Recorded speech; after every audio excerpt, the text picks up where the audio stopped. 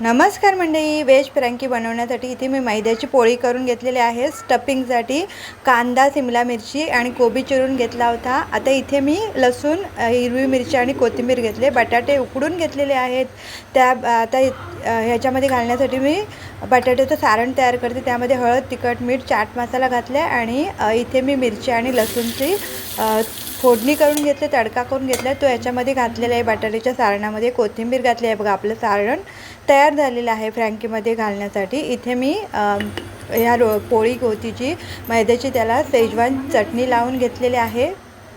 त्याच्यानंतर इथे एक बटाट्याचं जे सारण होतं त्याचं असं टिक्कीसारखं करून घेतलं आहे। त्याच्यावरती हे जे स्टफिंग होतं, कांदा, शिमला मिरची आणि कोबी घातलं आहे। भरपूर असं किसलेलं चीज घातलेलं आहे आणि आता याचा रोल केला आणि थोडा तव्यावरती थोडंसं बटर घालून हा रोल चांगला शेकून घ्यायचा।